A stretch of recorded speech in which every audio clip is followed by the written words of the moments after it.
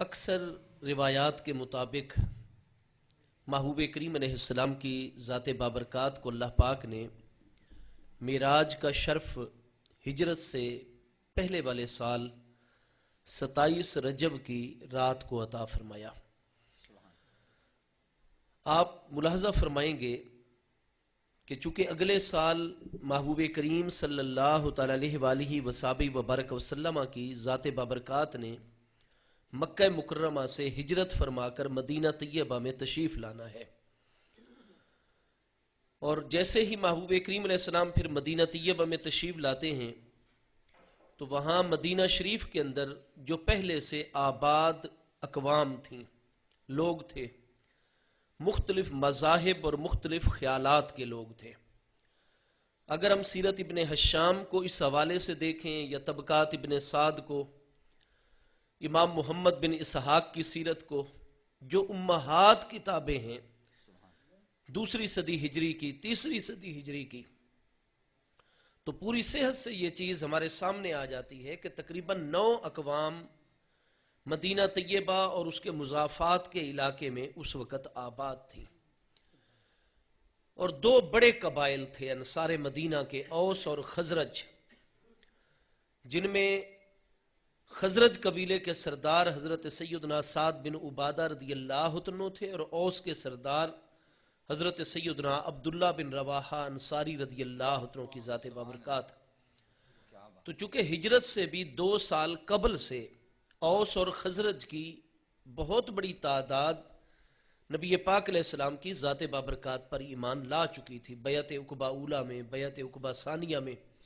اور انہی کی دعوت پر محبوب کریم علیہ السلام ہجرت فرما کر مکہ مکرمہ سے مدینہ طیبہ تشریف لاتے ہیں۔ قباء شریف کے علاقے میں بنو اسلم بہت بڑی تعداد میں نبی پاک علیہ السلام پر ایمان لا چکے ہیں، اور ہجرت کے اختتام پر مدینہ طیبہ میں تو میرے محبوب علیہ السلام ربیع الاول شریف کی ایک سوموار کو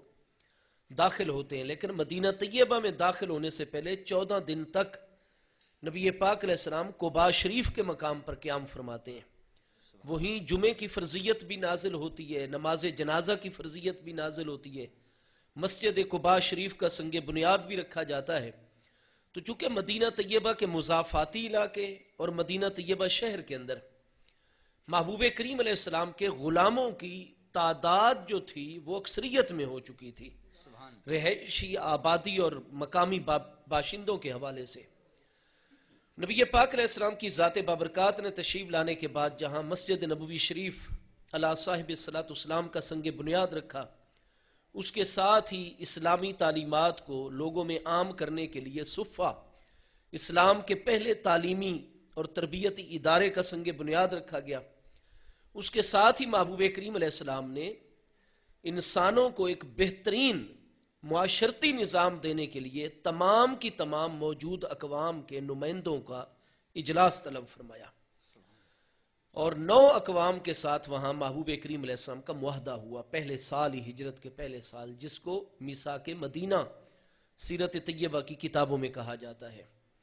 اور میثاق مدینہ کی روشنی میں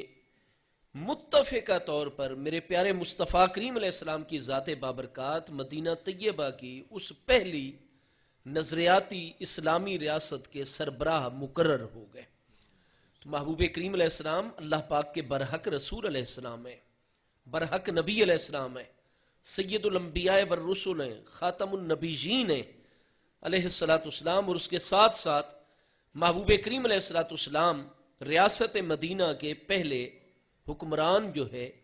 محبوب کریم علیہ السلام نے یہ فرائض اور ذمہ داریاں بھی سنبھال لیں۔ چونکہ محبوب کریم علیہ السلام نے اس کے بعد قیامت تک کے لیے انسانیت کو رہنمائی عطا فرمانی ہے، مکی دور مبارک میں قرآن مجید فرقان حمید کی کل آیات بینات، کل صورتوں کی مبارک تعداد جو ہے 114 ہے قرآن پاک میں، اس میں سے مدنی دور مقدس کے جو 10 سال ہیں اس میں 28 صورتیں نازل ہوتی ہیں۔ مکی دور مبارک میں 86 صورتیں جو ہیں تو وہ مکی دور مبارک میں نازل ہوتی ہیں، لیکن ان 86 کی 86 صورتوں میں آپ دیکھیں گے کہ معاشرتی احکام بہت تھوڑے ہیں، زندگی کے فقہی امور اور معاملات جو ہیں، نکاح طلاق کے معاملات ہوں، آپس میں لین دین اور تجارت کے معاملات ہوں، یہ سارے بہت تھوڑے ہیں، مکی دور مبارک میں 86 مبارک صورتوں کے اندر عقائد کی آیات بینات اور مبارک صورتیں نازل ہوتی ہیں. اللہ تعالیٰ کی وحدانیت اور توحید، محبوب کریم علیہ السلام کی نبوت اور رسالت، انبیاء کرام علیہ السلام کی نبوت اور رسالت، وحی، قبر کے امور اور معاملات، آخرت کے امور اور معاملات، تقدیر کے مسائل، یہ جتنی بھی عقائد سے تعلق رکھنے والی چیزیں ہیں جن میں شرک کی جو ہے وہ نفی ہے، اور جتنے بھی گمراہانہ نظریات ہیں ان کی شدت کے ساتھ نفی ہے، تو یہ سارا کچھ ان 86 مبارک صورتوں میں نازل ہوا. مدنی دور میں بھی عقائد کے حوالے سے بھی آیات بینات نازل ہوتی رہیں، لیکن زیادہ تفصیلی احکام جو انسانی زندگی کے ہیں وہ مدنی دور مقدس میں 10 سال کے عرصے میں نازل ہوتے ہیں. تو چونکہ ہجرت کے بعد باقاعدہ طور پر دنیا کی سب سے پہلی نظریاتی اسلامی ریاست کا سنگ بنیاد رکھا جانا تھا، احکام کا نزول ہونا تھا، تو لہٰذا اللہ تبارک و تعالیٰ نے پیارے مصطفیٰ کریم علیہ السلام کی سیرت طیبہ، نبی علیہ السلام کی شریعت مبارکہ، آپ کی پیاری تعلیمات کو چونکہ ہمیشہ ہمیشہ کے لیے رکھنا ہے، لہٰذا اللہ پاک نے ہجرت سے قبل اور ریاست مدینہ کے وجود میں آنے سے قبل محبوب کریم علیہ السلام کو معراج کا مقام عطا فرمایا، تاکہ میرے پیارے مصطفیٰ کریم علیہ السلام تمام کے تمام عالمین میں عالم خلق کے حوالے سے جتنی آیات الہی ہیں، نبی پاک علیہ السلام ہر آیت بینہ کے قریب جا کر قدم رنجا فرما کر اس کا مشاہدہ فرمائے. جب سارے عالمین مصطفیٰ کریم علیہ السلام قریب سے جاگتے ہوئے جسم مقدس کی مبارک آنکھوں سے مشاہدہ فرما چکے ہوں گے، تو میرے پیارے محبوب جو ابد تک انسانیت کو تعلیم عطا کریں گے وہ سارے عالمین کے حوالے سے مبارک تعلیم ہوگی. میرے دوستو، ایک ہوتا ہے ہمارا کسی چیز کا مشاہدہ کرنا، اور ایک ہوتا ہے محبوب کریم علیہ السلام کی ذات بابرکات کا مشاہدہ کرنا. ہمارے اوپر عمر کے تقاضوں کے ساتھ کمزوریاں آتی ہیں، ذہنی طور پر کمزوریاں آ جاتی ہیں، یہ سارے کے سارے امور اور معاملات آ جاتے ہیں. کئی چیزوں کو ہم یاد رکھتے ہیں، کئی چیزوں کو ہم بھول جاتے ہیں. حضرات انبیاء کرام علیہ السلام کا معاملہ ہم عام لوگوں کی طرح نہیں ہوتا. ان پر کائنات کی سب سے بڑی ذمہ داری ہوتی ہے اللہ پاک کی وحی اور اس کے پیغامات کو آگے پہنچانا. اس لیے حضرات انبیاء کرام علیہ السلام کے متعلق قرآن مجید ہماری رہنمائی فرماتا ہے، اسلامی عقائد ہماری رہنمائی فرماتے ہیں. محبوب کریم علیہ السلام کی ذات بابرکات کے حوالے سے اللہ پاک کا ارشاد گرامی ہے، سنقرئک فلا تنسی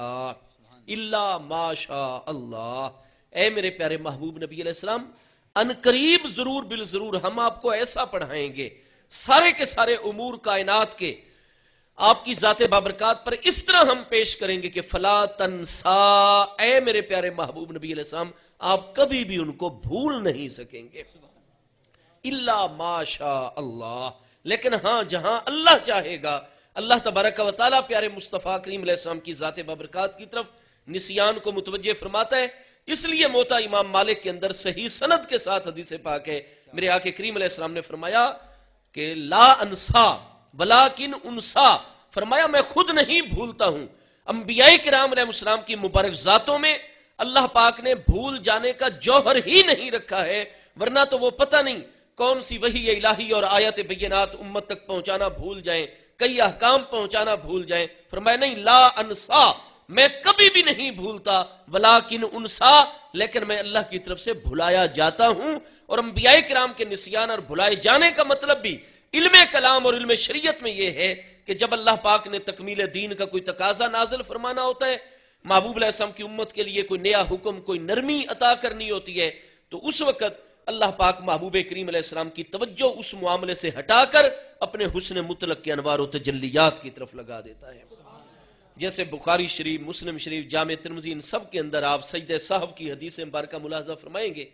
کہ محبوب کریم علیہ السلام کی امت کو اللہ پاک نے یہ شرف عطا فرمایا، اور محبوب کی وجہ سے ہی محبوب علیہ السلام کی امت اللہ پاک کو سارے انسانوں کے اندر سب سے عزیز اور پیاری ہے. اور بے شمار نرمیاں ہیں جو محبوب کریم علیہ السلام کی امت کو اللہ پاک کی طرف سے عطا فرمائی گئی ہیں. ان میں ایک یہ بھی ہے کہ نماز میں ہم فرض کی ادائیگی میں تاخیر اگر کر دیں، یا بھول کر کوئی واجب ہم سے چھوٹ جائے، یا فرض یا واجب کی مثل کوئی زیادتی ہم سے نماز میں سرزد ہو جائے، تو اس کے لیے پہلی امتوں کو تو دوبارہ نئے سرے سے نیت کر کے نماز پڑھنی پڑتی تھی، لیکن مصطفیٰ کریم علیہ السلام کی امت پر اللہ نے کرم فرمایا، سجدہ صاحب ہمیں عطا فرما دیا، سجدہ صاحب کر لو، میں اللہ پاک تمہاری اس نماز کو قبول فرما لوں گا۔ تو یہ سب سے پہلے اللہ اکبر یا علی، تو ایسا ہو سکتا تھا کہ محبوب علیہ السلام زبانی طور پر ارشاد فرما دیتے، لیکن نہیں، عملی طور پر اس کا اہتمام کیا گیا، سارے صحابہ کرام کو عملی طور پر اس پروسیس میں سے گزارا گیا تاکہ سب کو اچھے طریقے سے یہ معاملہ یاد رہے اور اس کی صورت ایسی بن جائے کہ جہاں جہاں اسی طریقے سے بات حدیث پاک بیان کی جائے امت کو قیامت تک وہ طریقہ یاد رہے۔ تو محبوب علیہ السلام نے ظہر کی 4 رکعت کی جماعت کروانی تھی، لیکن 2 رکعت اس دن محبوب کریم علیہ السلام نے پڑھا کر تو سلام پھیر دیا، اور نماز کے بعد جو محبوب علیہ السلام کے معمولات تھے ان کو آپ نے پورا کیا، دعا وغیرہ، اور اس کے بعد آپ تو حجرہ مقدسہ میں تشریف لے گئے۔ مسجد نبوی شریف میں بائیں جانب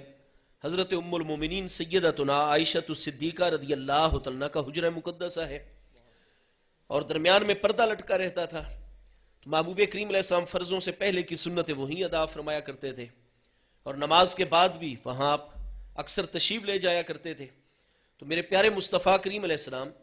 آپ نے 2 رکعت پڑھا کر اسلام پھیر دیا، اور اس کے بعد آپ تو حجرہ مبارکہ میں تشریف لے گئے۔ حضرات اہل بیت اطہار کی مبارک ہستیوں میں اور حضرات صحابہ کرام کی ہستیوں میں ادب مصطفیٰ علیہ السلام اتنا غالب ہے کہ ان سب کو پتہ ہے کہ محبوب علیہ السلام نے 4 رکعت کی بجائے ہمیں 2 رکعت نماز پڑھائی، اور اس کے بعد آپ تشریف لے گئے۔ لیکن کوئی بھی محبوب کریم علیہ السلام کی خدمت میں عرض کرنے کی جرت نہیں کر رہا، اور ایک خاموشی چھا گئی مسجد کے اندر۔ محبوب علیہ السلام حجرہ مقدسہ میں جلوہ گر ہو گئے، سب ایک دوسرے کی طرف دیکھتے ہیں، لیکن نہ کوئی آواز پیدا کرتا ہے، اور سارے کے سارے حیران ہیں کہ محبوب علیہ السلام نے تو آج 3 اور 4 رکعت ہمیں پڑھائی نہیں، 2 کے بعد ہی سلام پھیر دیا۔ تو حضرت سیدنا ذوالیدین رضی اللہ عنہ، اللہ تعالیٰ کی حکمت کا تقاضا تھا، کوئی ان کو ایسا شرعی سبب لاحق ہوا، وہ جماعت سے اس دن جو ہے وہ پیچھے رہ گئے تھے۔ جب وہ مسجد میں تشریف لائے تو عجیب ایک کیفیت طاری ہے ماحول میں، تو انہوں نے پوچھا بھائی کیا ہوا، آپ لوگ صف بصف بیٹھے ہوئے ہیں، نماز بھی پڑھ چکے ہیں، اور یہ اتنی خاموشی اور یہ حیرانی کا عالم مجھے نظر آ رہا ہے، معاملہ کیا ہے؟ تو سیدنا ذوالیدین جو ہے، ذوالیدین کا معنی عربی میں ہوتا ہے 2 ہاتھوں والے، تو سارے انسان 2 ہاتھوں والے، لیکن معاملہ یہ تھا کہ جتنا ان کا قد بت جسامت تھی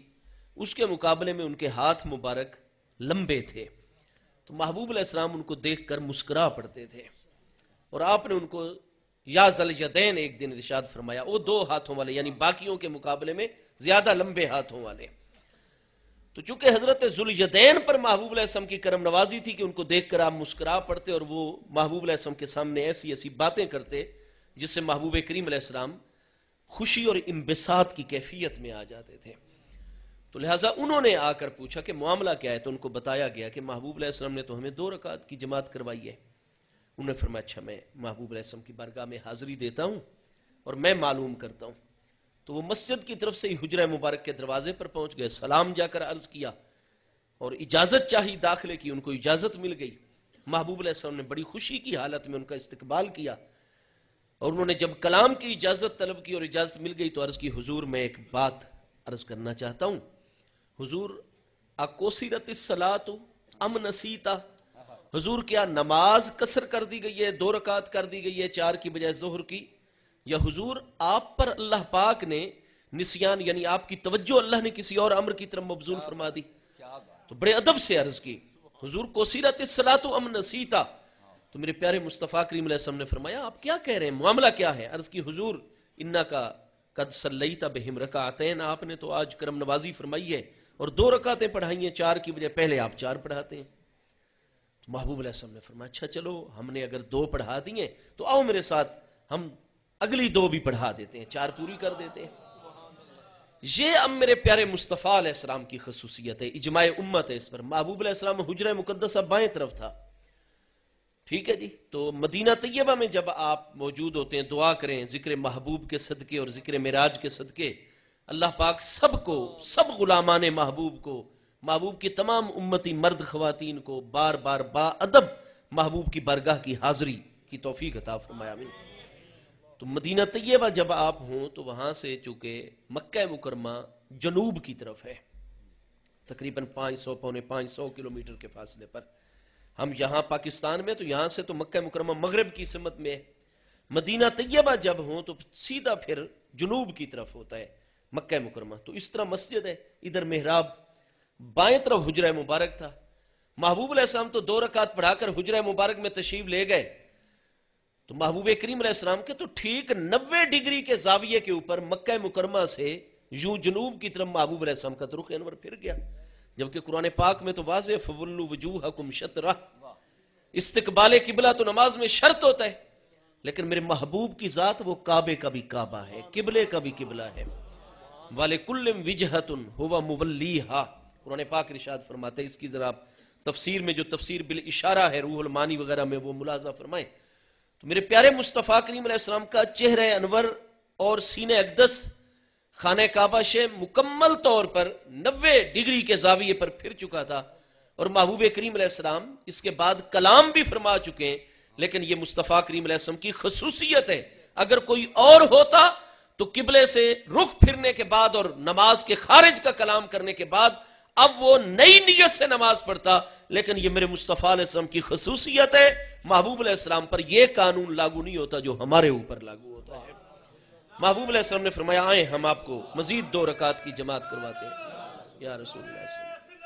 وسلم، حق جاریہ یا الہی۔ اور یہ قانون جیسے محبوب علیہ السلام پر لاگو نہیں ہوتا، اسی طرح محبوب کے ہر اس غلام پر بھی لاگو نہیں ہوتا جس کو حالت نماز میں وہ ہو اور محبوب علیہ السلام اپنی طرف بلا لے، تو قرآن فرماتا ہے استجیبو، جیسے ہی محبوب بلائیں حالت نماز میں، اور نماز کو ادھر روک دو اور محبوب علیہ السلام کی بارگاہ میں حاضر ہو جاؤ۔ آپ اس آیت کی تفسیر میں ملاحظہ فرمائیں، علامہ ابن تیمیہ تک یہ مسئلہ تحریر کرتے ہیں، علامہ ابن قیم تک یہ مسئلہ لکھتے ہیں کہ محبوب علیہ السلام کا امتی نماز میں، محبوب علیہ السلام نے اسے بلایا، فرض ہے اس پر نماز ادھر روکے، محبوب علیہ السلام کے قدموں میں حاضر ہو جائے، محبوب علیہ السلام اس کو مشرق کی طرف جانے کا حکم دیں، مغرب، شمال، جنوب، جس طرف بھی وہ جائے، جس کام کے لیے محبوب نے بھیجا وہ کام پورا کرے، اس کے بعد محبوب علیہ السلام کی خدمت میں حاضر ہو، رپورٹ پیش کرے، حضور آپ کے حکم پر عمل ہو گیا، اب اور کوئی حکم ہے تو ارشاد فرمائیں۔ اگر محبوب علیہ السلام اب نماز پڑھنے کی اجازت دیں تو مثلا وہ ظہر کی 4 رکعت پڑھ رہا تھا، تیسری رکعت میں تھا، محبوب علیہ السلام نے اسے بلا لیا تھا، قرآن کے حکم کے مطابق اس پر فرض ہے وہ اسی جگہ نماز چھوڑے، محبوب کی خدمت میں حاضر ہو جائے، محبوب کی اجازت سے پھر دوبارہ جب کام کر کے آ گیا اسے کوئی سجدہ سہو نہیں کرنا ہوگا، کوئی نئی نیت نہیں کرنی ہوگی، بے شک اس کا کعبے سے رخ پھر بھی جائے پھر بھی وہ نماز میں ہی تھا، جس جگہ سے چھوڑ کر گیا تھا اسی جگہ سے آ کے آگے نماز پڑھے اور سلام پھیر لے، اس پر اجماع امت ہے۔ تو میرے دوستوں، میرے پیارے محبوب علیہ السلام نے فرمایا کہ ذوالجدین آؤ، ہم تیسری اور چوتھی رکعت پڑھاتے ہیں۔ اس کے بعد آپ نے تیسری اور چوتھی رکعت پڑھائی، سجدہ سہو اس میں کیا، نماز مکمل کروانے کے بعد آپ ممبر پر جلوہ گر ہوئے، خطبہ ارشاد فرمایا اور سجدہ سہو کے متعلق بنیادی تعلیمات ارشاد فرمائی محبوب علیہ السلام نے۔ تو چونکہ اس وقت سجدہ سہو کی تعلیم اللہ پاک نے محبوب علیہ السلام کے ذریعے سے عطا فرمانی تھی، لہٰذا اللہ پاک نے محبوب علیہ السلام کی توجہ جو تھی اس امر سے ہٹا دی۔ اسی طرح جس وقت تیمم کی آیات نازل فرمانی تھی تو میرے پیارے مصطفیٰ کریم علیہ السلام تو شاہد ہیں سارے عالمین پر، محبوب علیہ السلام تو اتنی خبریں غیب کی عطا فرمایا کرتے ہیں حضرات صحابہ کرام رضوان اللہ تعالی مجمعین کو، لیکن اس وقت حضرت ام المومنین کا جو کہ آبنوس کی لکڑی کا بنا ہوا ہار تھا وہ اونٹ کے نیچے ہے، اور جب امت پریشان ہو، خواتین تھی اس قافلے کے اندر، چھوٹے چھوٹے بچے رو رہے تھے، گرمی اور دھوپ شدت اختیار کر رہی تھی، پانی پاس نہیں ہے، بڑی مشکل اور الجھن، اور قرآن فرماتا ہے عزیز علیہ ما انتم حریص علیکم بالمؤمنین رؤوف الرحیم، امتی بے چین ہو تو قرآن کے مطابق محبوب تو راحت میں آ ہی نہیں سکتے، لیکن اس وقت دیکھیں بخاری شریف میں موجود ہے کتاب التفسیر دوسری جلد کے اندر کہ پیارے مصطفیٰ علیہ السلام مطمئن ہیں، اور حضرت ام المومنین سیدہ عائشہ الصدیقہ ان کی گود میں آپ سر انور رکھ کر آرام فرما رہے ہیں، اور بخاری شریف میں الفاظ ہیں حضرت صدیق اکبر جیسی ہستی جو غصے میں آتے ہی نہیں تھے، اتنے حلیم الطبع بردبار اور حوصلے والی ہستی ہیں حضرت صدیق اکبر، لیکن وہ بھی اتنے لوگوں کی پریشانی کو دیکھ کر اس وقت پریشان ہو گئے کہ بخاری شریف اور مسلم شریف کے اندر حدیث صحیح ہے، ام المومنین فرماتی ہیں میرے ابا جان حضرت صدیق نے آ کر زور سے میرے پہلو کے اندر آ کر گھونسا رسید کر دیا اور فرمایا اگر آپ توجہ کرتی تو یہ لوگوں کو اتنی پریشانی نہ ہوتی۔ فرماتی ہیں کہ مجھے تکلیف بڑی ہوئی، لیکن چونکہ میری گود میں محبوب علیہ السلام نے سر انور رکھ کر محو استراحت ہے، میں محبوب کے ادب کی وجہ سے وہ ساری تکلیف برداشت کر گئی اور اپنے اندر حرکت نہیں پیدا ہونے دی کہ میرے محبوب کے آرام میں خلل نہ آ جائے۔ تو امتی پریشان ہو رہے ہوں، حضرت صدیق اتنی اس پریشانی کو لیتے ہیں کہ اپنی بیٹی کے پہلو میں انہوں نے جو ہے وہ گھوسا رسید کر دیا، تو محبوب علیہ السلام کس طریقے سے آرام فرما سکتے ہیں؟ لیکن نہیں، میرے پیارے مصطفیٰ کریم علیہ السلام کے علم مقدس میں اللہ تبارک و تعالیٰ نے ابتدائی طور پر پیارے محبوب کی توجہ کو پھیرا، اور اس طرح جتنے بھی اس طرح کے معاملات آتے ہیں وہاں تکمیل دین کا تقاضا آ جاتا ہے، کوئی نرمی نازل ہوتی ہے، نیا حکم اللہ نے نازل کرنا ہوتا ہے، نئی نعمت سے نوازنا ہوتا ہے، اللہ پاک اس وقت آپ کی توجہ اس امر سے ہٹا کر اپنے حسن مطلق کے انوار و تجلیات میں لگا دیتا ہے۔ میرے دوستو، میرے پیارے مصطفیٰ کریم صلی اللہ تعالیٰ علیہ وآلہ وصحبہ وبارک وسلم، آپ کی ذات بابرکات، چونکہ ہمارا معاملہ یہ ہے کہ ہم بھول جاتے ہیں چیزوں کو، ہمارے اوپر وہ ذمہ داری نہیں، میرے محبوب خاتم النبیین ہیں، انبیاء کرام کی ذمہ داری اتنی عظیم ہے کہ فلا تنسا الا ما شاء اللہ، محبوب جہاں اللہ کی مشیت کا تقاضا ہوگا وہاں ہم آپ کی توجہ کو ادھر ادھر پھیرا کریں گے اور اپنے حسن مطلق کے انوار و تجلیات میں اس وقت آپ کو مستغرق کر دیا کریں گے۔ باقی محبوب ایسے معاملات آپ پر ہم پیش کریں گے اور ایسا پڑھائیں گے فلا تنسا، آپ اس کو بھولیں گے نہیں کبھی بھی۔ تو میرے پیارے مصطفیٰ کریم علیہ السلام کو اللہ پاک نے قرآن پاک فرماتے ہیں لِنُرِيَهُ مِنْ آیَاتِنَا، اللہ تبارک و تعالیٰ نے معراج کا شرف پیارے مصطفیٰ کریم علیہ السلام کو عطا کیوں فرمایا؟ فرمایا اس میں بنیادی ایک سبب یہ ہے تاکہ ہم اپنے پیارے محبوب نبی علیہ السلام کو اپنی تمام آیات دکھائیں۔ سبحان الذی اسری بعبدہ لیلا من المسجد الحرام الی المسجد الاقصی الذی بارکنا حولہ لنریہ من آیاتنا۔ عربی زبان کے اندر رآ یرا رویت کا معنی دیکھنا ہوتا ہے، اور یہ لفظ جب بھی را حمزہ اور یا کی ترکیب سے آتا ہے، جب تک کوئی قرینہ صارفہ موجود نہ ہو اس وقت تک رویت سے مراد رویت قلبی نہیں ہوتی، ان لفظوں کی دلالت رویت بصری کے اوپر ہوا کرتی ہے۔ لہذا لِنُرِيَهُ بھی چونکہ باب افعال سے متعدی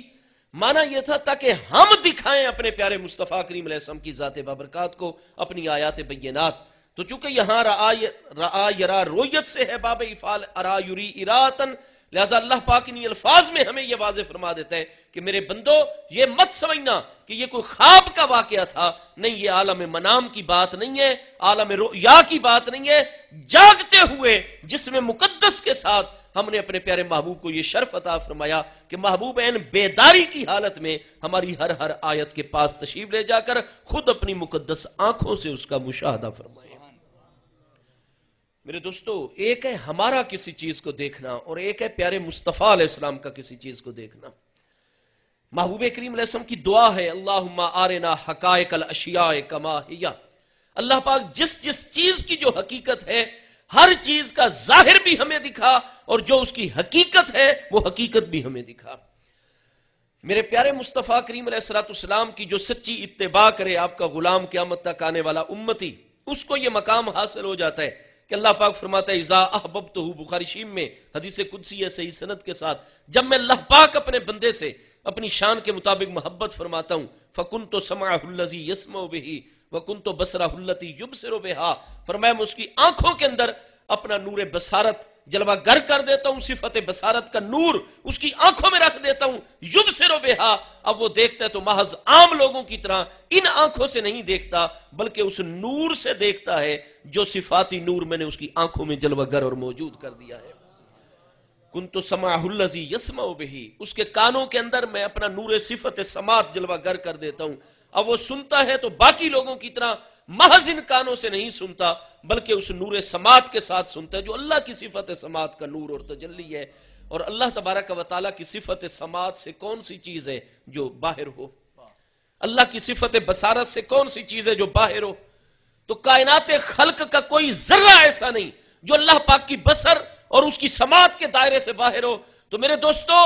جس اللہ کے عبد محبوب کو، ولی کامل کو مقام محبوبیت پر جو ہستی آ گئی، وہ جب اللہ پاک کے نور سے دیکھتا ہے، اللہ تعالیٰ کے نور سے سنتا ہے، اللہ کے نور سے پکڑتا ہے اور تصرف کرتا ہے، یا اللہ کے نور سے کلام کرتا ہے، تو کائنات کا کوئی ذرہ چونکہ نور الہی سے باہر نہیں، اس لیے ایک ولی کامل جو مقام محبوبیت پر مومن مرد یا عورت آ جاتے ہیں، ان کا مقام یہ ہوتا ہے کہ کائنات خلق کا کوئی ذرہ ایسا نہیں ہوتا جن پر ان کی نگاہ نہ جا رہی ہو، اور کائنات کی کوئی آواز ایسی نہیں ہوتی جس کو وہ اس نور کے ذریعے سے سن نہ رہے۔ حضرت آصف برقیہ مسجد اقصی شریف میں 2800 میل کے فاصلے پر ملکہ بلقیس کا تخت ہے، جن وہاں عاجز آ جاتا ہے، جو روئے زمین کا سب سے طاقتور جن تھا، لیکن حضرت آصف برقیہ فرماتے ہیں نا آتی کبھی قبل ان یرتد الیک طرفک، آپ پلک جھپکیے، پلک بھی بعد میں جھپکی جائے گی، 2800 میل سے وہ اتنا بڑا تخت پہلے آپ کے قدموں میں حاضر کر دوں گا۔ تو میرے دوستو، یہ تو مصطفیٰ کریم علیہ السلام کے غلاموں کی شان ہے، یہ شان ہے خدمت گاروں کی، سردار کا عالم کیا ہوگا۔ جو لوگ انبیاء کرام علیہ السلام کی سچی اتباع اور غلامی کریں، ان کو وہ نور عطا ہو جاتا ہے۔ تو جو ہستی محبوب اکبر ہو اللہ پاک کی، جس کے غلاموں کو اتنا نور ملتا ہے اس کی سنت کی پیروی کر کے، اس صاحب سنت صاحب شریعت، اس محبوب اکبر کے اس نور کا عالم کیا ہوگا جو نور محبوب کی آنکھوں میں ہے، آپ کے کانوں میں، آپ کے اعضاء بدن میں جلوہ گر ہے۔ میرے دوستو، پیارے مصطفیٰ کریم علیہ السلام تو جب کسی چیز کی طرف توجہ فرماتے ہیں، کچھ ہماری طرح تو نہیں کہ صرف اس ظاہر یہ پلاسٹک کا نظر آ رہا ہے، اس کے باطن میں کیا کیا چیز ہے، اس کا فارمولہ کیا ہے، اجزاء ترکیبی کیا ہے، وہ ہمیں باقاعدہ بعد میں معلومات لینا پڑتی ہیں۔ انبیاء کرام کا معاملہ اس طرح نہیں ہوتا۔ بخاری شریف میں کتنی مرتبہ یہ حدیث آ رہی ہے، محبوب علیہ السلام زمین پر گزر رہے ہیں، آپ کا جانور مبارک حرکت میں آ جاتا ہے، پریشان ہو جاتا ہے، محبوب علیہ السلام فوراً اترتے ہیں۔ کیا محبوب بھی پریشان ہوئے؟ نہیں، محبوب علیہ السلام کے ساتھی پریشان ہو گئے۔ سیدنا انس فرماتے ہیں کادا ان یلقیہ، میں پریشان ہو گیا کہ کہیں میرے محبوب کو کوئی تکلیف نہ پہنچ جائے، کیونکہ بدرت دابتہ، لیکن نہیں، محبوب علیہ السلام پریشان۔ آپ نے فرمایا پریشان نہ ہو، ہنالک اکبر، یہاں کچھ قبریں ہیں، ہاں جی، ستۃ و خمسۃ، راوی کو شک ہے 5 آپ نے فرمایا، یہ 6 فرمائی، اور فرمایا یعذبان فی قبورہما، یہاں 2 بندے ایسے ہیں جن کو قبروں میں عذاب ہو رہا ہے۔ ہاں جی، ہمیں تو ظاہر کا کوئی پتہ نہیں چلتا، لیکن پیارے مصطفیٰ کریم علیہ السلام تو زمین کے اندر جو کچھ ہو رہا ہے، عالم برزخ کے اندر جو کچھ ہو رہا ہے، اس پر محبوب کی نگاہ پہنچ رہی ہے، اور فرمایا ما یعذبان لکبیر، کوئی بہت بڑی بات نہیں، اما احد کان لا یستنزہ من البول، ایک تو وہ شخص تھا جو چھوٹا پیشاب کرتے ہوئے احتیاط نہیں کرتا تھا، پچھلی امتوں کا شخص تھا، مسلمان تھا، مومن تھا، فلاں نبی علیہ السلام کا امتی تھا، لیکن پیشاب میں بے احتیاطی کرتا تھا، لباس جسم اس کا پاک نہیں رہتا تھا، اس کو عذاب ہو رہا ہے۔ اور دوسرا کانا یمشی فی الناس بالنمیمہ، وہ چغل خور تھا، لوگوں کو لڑایا کرتا تھا، اس لیے اس کو عذاب ہو رہا ہے۔ پھر آپ نے کھجور کی وہاں شاخ رکھی اور فرمایا لعل اللہ ان یخفف بہما من عذابہما حتی ییبسا، جب تک یہ پتے کھجور کے سرسبز شاداب رہیں گے، اللہ کا ذکر کرتے رہیں گے، ان کے ذکر کی برکت سے ان کے عذاب قبر میں تخفیف ہو جائے گی۔ اس لیے آج بھی قبروں پر کانٹے دار چیزوں کے علاوہ تاکہ بدفعالی نہ ہو، کوئی بھی آپ پتے رکھیں کہ کھجور کے رکھیں، سنت ہے، پھول رکھیں، جب تک یہ چیزیں تر و تازہ رہتی ہیں قبر والے کو فائدہ ہوتا ہے، ان کے ذکر کی برکت اس کو حاصل ہوتی ہے۔ اگر وہ پہلے مغفرت یافتہ ہو تو اس کے درجات بلند ہوتے ہیں، ان کو راحت اور خوشی میں اضافہ ہو جاتا ہے۔ تو بہرحال میرے پیارے مصطفیٰ علیہ السلام شب معراج ہی حضرت موسیٰ علیہ السلام کی قبر سے گزر ہوتا ہے تو ان کو دیکھتے ہیں کہ رأیتہ قائما یصلی فی قبرہ عند الکثیب الاحمر، وہ قبر مبارک کے اندر کھڑے ہو کر نماز ادا فرما رہے ہیں۔ تو میرے دوستو، پیارے مصطفیٰ کریم علیہ السلام کو معراج کیوں کروایا؟ اللہ پاک فرماتا ہے لنریہ، تاکہ ہم دکھائیں اپنے پیارے مصطفیٰ علیہ السلام کو۔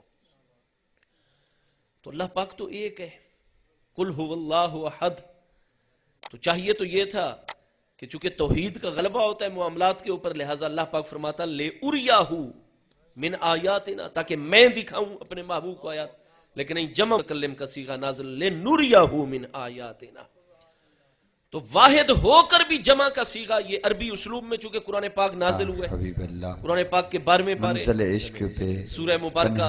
یوسف کے پہلے رکوع کے اندر اللہ پاک کا ارشاد گرامی ہے انا انزلناہ قرآنا عربیا لعلکم تاکلون، بے شک ہم نے قرآن اس لیے نازل فرمایا عربی زبان کے اندر لعلکم تاکلون، تاکہ تم سمجھ سکو۔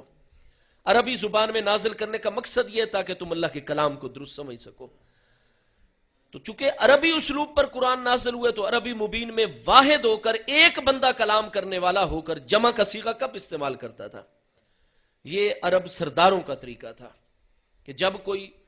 ایسا ضابطہ قانون اپنے قبیلے تک، علاقے تک، ماتحت لوگوں تک پہنچانا چاہتے جس میں نرمی بھی کرنے کی گنجائش ہوتی تو واحد متکلم کا صیغہ استعمال کرتے. میں تمہیں یہ حکم دے رہا ہوں، میں تمہیں یہ کہہ رہا ہوں، تم اس طریقے سے کرو. مطلب یہ ہوتا تھا کہ ایک بندہ واحد کا صیغہ استعمال کرتا تو مطلب ہوتا اگر اس کی کوئی خلاف ورزی بھی کرو گے تو ایک دو بار تمہیں رعایت دی جا سکتی ہے، گنجائش ہے. لیکن اکیلا سردار ہو کر بھی جمع کے صیغے جب استعمال کر کے بولتا ہم نے یہ قانون بنایا ہے، ہم تمہیں یہ کہہ رہے ہیں، ہماری طرف سے یہ آرڈر اور حکم ہے تمہارے لیے، اس کا مطلب یہ ہوتا تھا کہ اس چیز کو لازم ماننا ہوگا. اگر تھوڑی سی بھی اس میں کوئی کمی کوتاہی ہوئی تو ذرا بھی روح رعایت سے کام نہیں لیا جائے گا. فَلَنُرِيَهُ مِنْ آيَاتِنَا، لوگوں ایمان لاؤ اس بات پر کہ ہم اپنے پیارے مصطفیٰ علیہ السلام کو معراج کروانے والے ہیں اور ہم اپنے پیارے محبوب علیہ السلام کو اپنی آیات دکھانے والے ہیں. فرمایا مان جاؤ تو ٹھیک ہے، ورنہ ہم تمہیں منوائیں گے اور پھر اس کی تمہیں سزا دیں گے. تمہارا عقیدہ یہ ہو کہ میں اللہ پاک نے اپنے پیارے مصطفیٰ علیہ السلام کو کوئی آیت ایسی نہیں جو قریب سے اپنے محبوب کو مشاہدہ نہ کروا دی ہو. لِنُرِيَهُ مِنْ آیاتنا، من چونکہ یہاں بیانی ہے کیونکہ چیزیں تو بہت ساری ہوتی ہیں جن کو دیکھا یا دکھایا جاتا ہے. سوال پیدا ہو جاتا تھا کہ کیا چیز دکھانی ہے، تو من نے بیان کر دیا. آیات آیت ان کی جمع ہے، نون الف نا ضمیر مجرور متصل جمع متکلم کی طرف اضافت ہے. جمع کی اضافت اس میں ظاہر یا مضمر کی طرف ہو تفید العموم. اللہ پاک ارشاد فرماتا ہے عالم خلق کے حوالے سے کوئی ایک آیت بھی ہم نے ایسی پیدا نہیں فرمائی جو اپنے پیارے مصطفیٰ علیہ السلام کو ہم نے دکھا نہ دی ہو. اس لیے میرے پیارے مصطفیٰ کریم علیہ السلام کا علم مقدس جو ہے وہ اللہ تعالیٰ کی ذات کے حوالے سے ہو تو بخاری پہلی جلد کتاب الایمان میں حدیث صحیح ہے.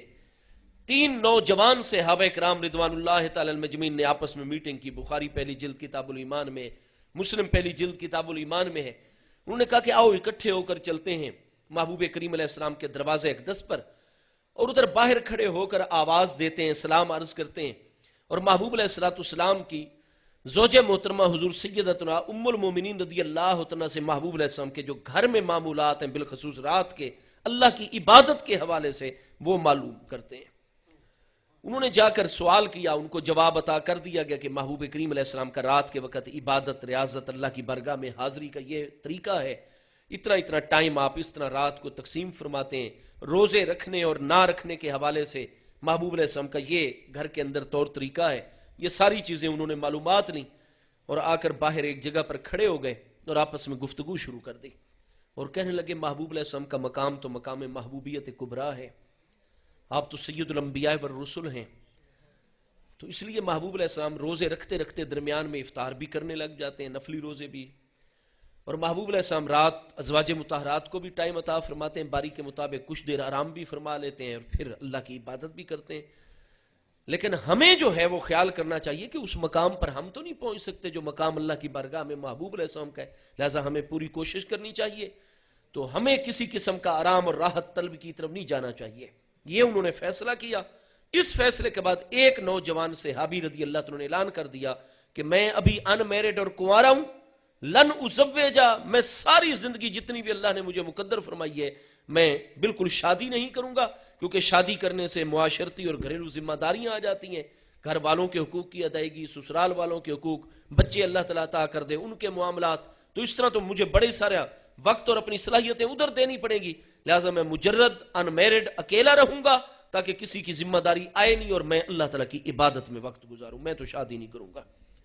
دوسری ہستی نے ارشاد فرمایا کہ میں آج کے بعد جو ممنوع ایام ہیں شریعت میں سال کے اندر 5 وہ تو میں روزے نہیں رکھا کروں گا، اس کے علاوہ یہ جتنے بھی 350 دن ہیں 355 قمری سال کے دنوں میں سے میں ایک بھی روزہ نہیں چھوڑوں گا. رمضان کے روزے بھی پورے اور آگے پیچھے بھی سارا ہر دن روزے کے ساتھ جب تک زندہ ہوں گزاروں گا. تیسری ہستی نے اعلان کیا کہ لن اناما، میں تو کبھی بھی رات کے وقت ایک لحظہ بھی سویا نہیں کروں گا، جاگ کر اللہ کا ذکر اور عبادت. جب تیسری ہستی نے بات مکمل کی محبوب علیہ السلام تشریف لائے. آپ نے فرمایا میں نے تم سب کی باتیں جو ہے سمے تو سن لی ہیں. اور محبوب علیہ السلام نے ارشاد فرمایا کہ انا عالمکم باللہ ہے، میں تم سب مخلوقات کے مقابلے میں، سب بندوں کے مقابلے میں اللہ کی ذات و صفات کا سب سے زیادہ علم رکھنے والا ہوں۔ انا اعلمکم باللہ، میں تم سب کے مقابلے میں اللہ پاک کی ذات و صفات کا سب سے زیادہ علم رکھنے والا ہوں۔ فرمایا میں نے شادیاں بھی کی ہوئی ہیں، میری اولاد بھی ہے، میں اپنی ازواج مطہرات کے پاس بھی وقت گزارتا ہوں، میں رات کو تھوڑی دیر آرام بھی کرتا ہوں، اللہ کی عبادت بھی کرتا ہوں،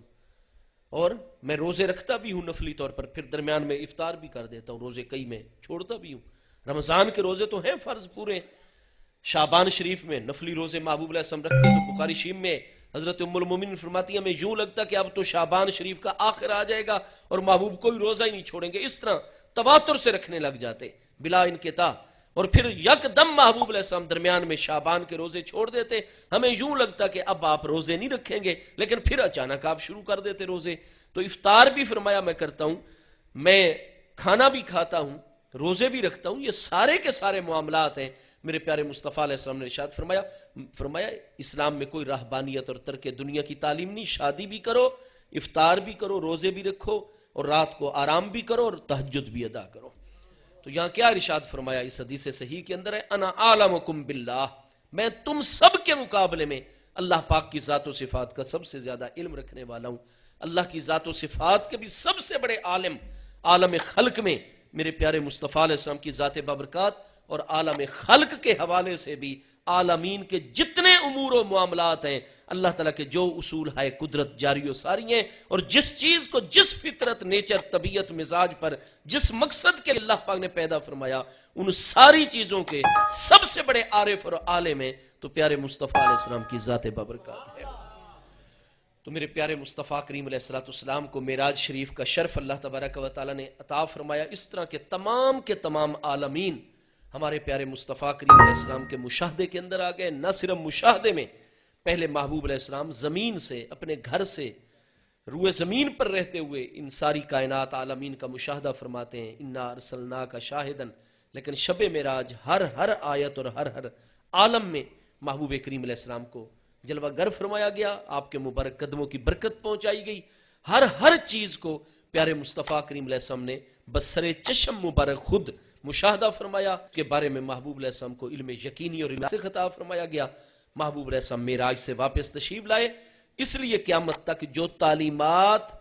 وہ کائنات خلق کے حوالے سے ہیں یا اللہ کی ذات و صفات کے حوالے سے، حقوق اللہ کے حوالے سے ہماری رہنمائی ہے یا حقوق العباد کے حوالے سے ہماری رہنمائی ہے، پیارے مصطفیٰ علیہ السلام کی تعلیمات سے بڑھ کر کسی کی اعلیٰ تعلیمات نہیں ہو سکتی، کیونکہ محبوب کی تمام تعلیمات وحی الہی اور مشاہدے کے اوپر مبنی ہیں۔ میرے دوستو، میرے پیارے مصطفیٰ کریم صلی اللہ تعالی علیہ وآلہ وبارک وسلم چونکہ خاتم النبیین ہیں، محبوب کریم علیہ السلام کی جلوہ گری ہوئی، آپ کی تشریف آوری کے بعد کوئی نیا نبی، نیا رسول پیدا ہی نہیں ہو سکتا۔ قرآن فرماتا ہے وَلَٰكِن رسول اللہ وخاتم النبیین۔ محبوب کریم علیہ السلام کے بعد نبی پاک علیہ السلام کی پیاری تعلیمات کی حفاظت اور محبوب کریم علیہ السلام کی تعلیمات کو قیامت تک زندہ رکھنا اور انسانوں تک پہنچانا، یہ مصطفیٰ علیہ السلام کی امت کی ذمہ داری رکھ دی گئی ہے۔ اس لیے قرآن پاک محبوب کریم علیہ السلام کی امت کو خطاب کر کے ارشاد فرماتا ہے کنتم خیر امت اخرجت للناس تأمرون الناس تأمرون بالمعروف وتنہون عن المنکر وتؤمنون باللہ۔ اے میرے پیارے محبوب نبی علیہ السلام کی امت، تم تمام کی تمام امتوں میں سب سے افضل و اعلیٰ امت ہو، اخرجت للناس، اور تم وہ امت ہو جو باقی ساری کی ساری انسانیت کی رہنمائی کے لیے پیدا کی گئی ہے۔ یاد رکھیے چونکہ محبوب علیہ السلام کی تعلیم یہ آخری آسمانی تعلیم ہے، آپ خاتم النبیین ہیں، محبوب کی شریعت خاتم الشرائع ہے، آپ کی کتاب قرآن مجید خاتم الکتب ہے، اور محبوب علیہ السلام کی امت خاتم الامم ہے۔ قیامت تک کے لیے یہ سارے امور اور معاملات مصطفیٰ علیہ السلام کی امت کی ذمہ داری کے اندر دے دیے گئے ہیں۔ چونکہ نئے نبی اور رسول علیہ السلام نے تشریف نہیں لانا تھا، محبوب کریم صلی اللہ تعالی علیہ وآلہ وسلم کو ساری کائنات کا مشاہدہ کروا کر ایسی عظیم تعلیمات دے کر بھیجا گیا ہے کہ اب قیامت تک آنے والے جتنے بھی انسانی زندگی کے اندر تغیرات و تبدلات ہیں، انسانی زندگی کے جتنی ضروریات ہیں، انسانی زندگی کے جتنے تقاضے ہیں،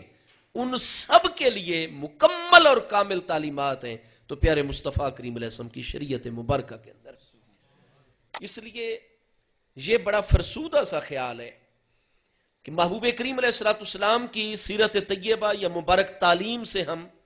فیض اور رہنمائی حاصل کر سکتے تھے آج سے کچھ صدیاں پہلے تک، جب تک سادہ دور تھا، اور آج ہمیں یہ تعلیم دی جاتی ہے کہ پاکستان اس وقت ترقی کرے گا یا عالم اسلام اس وقت ترقی کرے گا خدا نخواستہ جب ہم لبرل ہو جائیں گے، اور اسلام اور شریعت مصطفیٰ علیہ السلام اور تعلیمات مصطفیٰ علیہ السلام صرف اور صرف انسان کا ایک ذاتی معاملہ بن جائے گا۔ نہیں میرے دوستو، معراج شریف کا معجزہ، ہم مومن ہیں، مسلمان ہیں، قرآن پاک پر ہمارا ایمان ہے، مصطفیٰ علیہ السلام کی تعلیمات پر ہمارا ایمان ہے، ایک مومن اور مسلمان ہوتے ہوئے جب معراج پر ہمارا ایمان ہے تو معراج کی شان پر ایمان رکھنا یہ اس چیز کا تقاضا کرتا ہے کہ جہاں مصطفیٰ علیہ السلام کی تمام انبیاء کرام علیہ السلام کے مقابلے میں سب سے عظیم شان و عظمت ہے اور بے مثال ذات بابرکات عالم خلق میں آپ کی، وہی یہ بھی معراج پر ایمان تقاضا کرتا ہے کہ قیامت تک کے لیے، کیونکہ مصطفیٰ علیہ السلام نے جو تعلیم جاری فرمائی ہے وہ سب مشاہدہ عالمین فرما کے، صرف زمین کا ہی نہیں، جو کچھ عالم علوی میں ہو رہا ہے، عالم سماوات میں محبوب نے ہر آیت کا مشاہدہ فرما کے تعلیمات جاری کی ہے۔ اس لیے لاکھوں کروڑوں مسٹر نیل آرمسٹرانگ جیسے لوگ پیدا ہو جائیں جنہوں نے چاند کو مسخر کیا، یا آئنسٹائن جیسے بڑے بڑے مفکرین پیدا ہو جائیں، یہ سارے کے سارے مصطفیٰ کریم علیہ السلام کی گرد راہ کو بھی نہیں پہنچ سکتے، کیونکہ مصطفیٰ علیہ السلام نے سارے عالمین کا مشاہدہ بصر چشم فرمایا ہے۔ معراج شریف اس چیز کا تقاضا کرتی ہے۔ تو میرے دوستو، اس لیے یہ حضرت علامہ اقبال جو کہ حکیم الامت ہے، مصور پاکستان ہے، مفکر اسلام ہے، حضرت علامہ ڈاکٹر سر محمد اقبال علیہ رحمت نے پہلے یہ چیز ارشاد فرما دی تھی کہ اپنی قوم کو قیاس اقوام مغرب پر نہ کر، خاص ہے ترکیب میں قوم رسول ہاشمی صلی اللہ تعالی علیہ وسلم۔ عیسائیت کی تو مجبوری ہے، یہودیت کی مجبوری ہے، دیگر جو مذاہب ہیں ان کی تو مجبوری ہے، کیونکہ وہ جدید تقاضوں کا ساتھ نہیں دے سکتے، اس لیے کہ سیدنا عیسیٰ علیہ السلام کی تعلیمات وہ ہمیشہ کے لیے نہیں آئی ہیں۔ آج بھی آپ انجیل مقدس کو ملاحظہ فرمائیں، چاہے وہ حضرت یوحنا کی روایت کردہ انجیل ہو، چاہے وہ حضرت مقوقس کی روایت کردہ انجیل ہو، حضرت متی کی روایت کردہ انجیل ہو، حضرت برنباس کی روایت کردہ انجیل ہو، سب کے اندر پیدائش کے باب میں آج بھی بائبل مقدس جتنے بھی نسخے ہمارے عیسائی بھائیوں کے پاس موجود ہیں، ان سب کے اندر آج بھی یہ آیت موجود ہے کہ حضرت سیدنا عیسیٰ علیہ السلام نے ارشاد فرمایا کہ میں ساری انسانیت کی طرف اللہ کا رسول بن کر تشریف نہیں لایا، میں صرف اور صرف بنی اسرائیل کی بھولی بھیڑوں کو راہ ہدایت دکھانے کے لیے تشریف لایا ہوں۔ آپ انجیل مقدس کو آج اس میں کتنی تبدیلیاں اور تحریفات ہو چکی ہیں ہم مسلمانوں کے موقف کے مطابق، اور اس کی دلیل ہے کہ انجیل کا ایک نسخہ دوسرے نسخے کے ساتھ نہیں ملتا، اور قرآن مجید فرقان حمید کی تشریف آوری کو 1450 سال سے زیادہ کا عرصہ ہو چکا ہے، اور مسلمان پوری روئے زمین پر پھیلے ہوئے ہیں، اور کوئی شہر، کوئی ملک، کوئی علاقہ ایسا نہیں جہاں قرآن کی تلاوت نہ ہوتی ہو۔ مسلمان ہر کے پاس قرآن مجید کا نسخہ ہوتا ہے، آپ عجم سے لے کر عرب تک، مشرق سے مغرب اور شمال سے جنوب کے آخری کتب تک اور کنارے تک چلے جائیں، آپ کو قرآن کا لب و لہجہ بھی ایک ملے گا، اور سارے کا سارا قرآن مجید کہیں ایک نقطے اور زیر زبر کا فرق بھی نہیں ملے گا، اس لیے کہ قرآن کی تعلیمات ابدی ہیں۔ حضرت علامہ اقبال فرماتے ہیں آن کتاب زندہ قرآن حکیم، حکمت او لا یزالستو قدیم، یہ کتاب زندہ ہے، یہ حکمت والا قرآن ہے، اس کی تعلیمات لا یزال ہیں، ہمیشہ ہمیشہ کے لیے رہنے والی ہیں۔ تو تعلیمات تو ہمیشہ تب رہیں گی جب وہ کتاب محفوظ رہے گی، کیونکہ عیسیٰ علیہ السلام تو مبشر نبی بن کر تشریف لائے، محبوب کی بشارت دینے والے نبی بن کر تشریف لائے۔ انہوں نے فرمایا نہ یہ میری تعلیمات آفاقی ہیں کہ ایٹ اے ٹائم یہ شام اور دمشق والوں کے لیے بھی ہوں، حجاز اور مکہ اور مدینہ والوں کے لیے بھی ہوں، بر صغیر والوں کے لیے بھی ہوں، اور بر اعظم امریکہ والوں کے لیے بھی ہوں، نہیں، فرمایا میں صرف اور صرف درائے اردن کے شرقی اور غربی کنارے پر آباد جتنے بنی اسرائیل ہیں، حضرت یعقوب علیہ السلام کی اولاد اور ان کے ماتحت علاقے ہیں، میں صرف بنی اسرائیل کی بھولی بھیڑوں کو راہ ہدایت دینے کے لیے تشریف لایا ہوں۔ فرمایا میں اس قد ہوں، لیکن مجھے یہ پابندی نہیں میرے لیے کہ میں سب کانٹیننٹ اور بر صغیر کے لوگوں تک جاؤں یا بر اعظم افریقہ تک یا میں جناب فلاں فلاں علاقوں تک جاؤں۔ فرمایا نہیں، میری تعلیمات صرف بنی اسرائیل کے لیے ہیں، اور محبوب کی تعلیمات قرآن فرماتا ہے لِيَكُونَ لِلْعَالَمِينَ نَذِيرًا وَمَا أَرْسَلْنَاكَ إِلَّا رَحْمَةً لِلْعَالَمِينَ۔ محبوب کی تعلیمات آفاقی اور سارے عالمین کے لیے۔ پھر چونکہ قرآن کی تعلیمات نے ہمیشہ رہنا تھا، قرآن کی حفاظت کا ذمہ اللہ پاک نے اپنے کرم پر لیا ہوا ہے، اس کے لیے اتنے اسباب اللہ تعالیٰ نے پیدا فرما دیے۔ قرآن کا حفظ کرنا آسان، آج کیا بائبل مقدس کا، زبور شریف کا، عہد نامہ قدیم جدید، جتنے ہندو لوگوں کی اپنی ویدیں، اپنے اپنے مذہبی کتابیں، کیا سکھ اپنی گرنتھ کا پورا کوئی حافظ آپ کو نظر آئے گا؟ ہندوؤں میں کوئی اپنی کتاب کا پورا حافظ نظر آئے گا زبانی طور پر وہ پڑھے؟ کیا عیسائیوں کے اندر بائبل کا کوئی پورا حافظ آپ کو ملے گا؟ کوئی زبور شریف کا آپ کو یہودی جو ہے وہ مکمل طور پر عالم ملے گا؟ یعنی حافظ نہیں ملے گا۔ لیکن قرآن مجید فرقان حمید، ایک مسلمانوں کی بستی میں چلے جائیں، کتنے مرد، عورتیں، بچے، جوان آپ کو حافظ قرآن ملیں گے۔ اللہ اکبر، یا رسول اللہ صلی اللہ علیہ وسلم۔ یہ وہ ادھر سوشل میڈیا کے اوپر ایک ضیاء نامی شخص جو ہے، مفتی ضیاء، اب پتہ چل گیا کہ وہ ملائیشیا کا ہے لیکن وہ زیر زمین چلا گیا، اس نے پچھلے دنوں کہا جی سنن ابن ماجہ کے اندر ایک روایت ہے، حالانکہ اس میں اگر آپ راوی بھی آپ دیکھیں گے تو چونکہ ہمارے محدثین کا طریقہ تھا کہ جو بات بھی کوئی کرتا تھا مورخ محدث اس کو ریکارڈ پر لایا کرتے تھے تاکہ درست بات ہے اس کو قبول کیا جائے، اصولوں کے مطابق اس کو برقرار رکھا جائے، ورنہ اس کا رد کیا جائے۔ تو جو کچھ اسلام کے حق میں یا خلاف جب بھی کہا گیا، محدثین اہل تاریخ انہوں نے اس کو ضبط تحریر میں لے آئے۔ اب ہمارا کام ہے کہ ہم نے اس کو اصولوں کی روشنی میں دیکھنا ہے، قبولیت کے معیارات پر پرکھنا ہے۔ تو وہ کہتا ہے دیکھو جی حضرت ام المومنین کی بکری آئی اور وہ 10 پارے قرآن پاک کے کھا گئی، حالانکہ وہ روایت جو کہ قابل استناد بھی نہیں ہے، اس میں پھر 10 پاروں کی تو بات ہی نہیں ہے، وہ تو باب و ردائل کبیر کے اندر موجود ہے، اور اس میں اشرن کا لفظ کس مقصد کے لیے آیا ہوا ہے؟ حضرت ام المومنین ارشاد فرما رہی ہے کہ 10 پاروں کی بات نہیں ہے بلکہ 10 چسکیوں کی بات ہو رہی ہے۔ وہ اتنا فاضل ہے عربی زبان کا وہ ضیاء نامی شخص جو اسلام پر اعتراض کر رہا ہے اور قرآن پر اور سیرت طیبہ پر، اس کو اتنی سمجھ نہیں آتی کہ یہ 10 پارے یہاں لکھے ہوئے ہیں یا ایک عورت جب کسی بچے کو دودھ پلاتی ہے تو 10 چسکیاں لکھی ہوئی ہیں یا 10 پارے لکھے ہوئے، وہ اتنا فرق نہیں کر سکتا وہ آدمی۔ اور اس نے پھر اعتراض کر دیا، وہ سنن ابن ماجہ کو سنین ابن ماجہ کہہ رہا ہے اور حضرت ام ایمن کو ام ایمر کہہ رہا ہے، یعنی وہ فاضل تو اتنا ہے، لیکن وہ چونکہ اعتراض برائے اعتراض کر رہا ہے تو میں عرض کر دوں بھائی آپ تو بکروں کی صرف وہ 10 چسکیوں والی جو غیر مطلوب روایت کی بات آپ کر رہے ہیں، کیونکہ قرآن کی تو تعریف ہے کہ هو المنزل علی الرسول ہے، ہاں جی، یکتب فی المصاحف، اور نوکلا عنہ صلی اللہ تعالی علیہ وسلم نقلا متواترا بلا شبہت۔ تو جبکہ جو خبر واحد ہے وہ کس طریقے سے متواتر کا مقابلہ کر سکتی ہے؟ تو قرآن متواتر ہے، کوئی خبر واحد کا نام قرآن نہیں ہے۔ تو یہ جتنے بھی اصولی مباحث ہیں علماء کے ہاں یہ موجود ہیں، میں طالب علم یہ عرض کروں گا کہ وہ تو صرف ایک آیت کی بات کرتا ہے نا 10 چسکیوں والی، میں یہ کہتا ہوں خدا نہ خواستہ وہ داجن اور بکری جو تھی وہ سارا قرآن بھی لکھا ہوا کھا جاتی تو کیا قرآن گم ہو جاتا انسانیت سے؟ آج جیسے مسلمانوں کے خلاف، اسلام کے خلاف اتنی سازشیں غیر مسلم لوگ کرتے ہیں، خدا نہ خواستہ یہ جتنا اس وقت روئے زمین کے اوپر قرآن مجید چھپا ہوا ہے یہ سارے کا سارا اگر اٹھا لیا جائے، جتنا مسلمانوں کا عرب و عجم میں پریس ہے اس سب پر قبضہ کر لیا جائے، ایک قرآن کا حرف آگے پرنٹ نہ ہونے دیا جائے، چھپنے نہ دیا جائے، جتنا پہلے قرآن تھا وہ سارا اٹھا لیا گیا، آگے کوئی قرآن پرنٹ نہیں ہونے دے رہے، چھپنے نہیں دے رہے، تو کیا پھر بھی قرآن ختم ہو جائے گا؟ یہ قرآن میں کوئی ایک حرف کی کمی زیادتی یا زیر زبر کی کمی زیادتی کو کر سکتا ہے؟ نہیں کر سکتا. یہ چھپا ہوا سارا قرآن دنیا اٹھا لے، آئندہ ایک حرف نہ چھپنے دے، پھر بھی قرآن میں کوئی تبدیلی یا کمی بیشی نہیں ہو سکتی. اس لیے کہ ہماری تو ایک بستی کے اندر سینکڑوں حفاظ موجود ہوتے ہیں، وہ پھر کھڑے ہو کر الحمد سے لے کر والناس تک پھر دوبارہ قرآن لکھا دیں گے. مسلمانوں کی تعداد 1.5 ارب سے زیادہ ہے دنیا کے اندر، اور 1.5 ارب کے اندر 50 کروڑ سے بھی زیادہ مرد و خواتین، بچے جوان ہر دور کے اندر قرآن کے حافظ موجود ہوتے ہیں.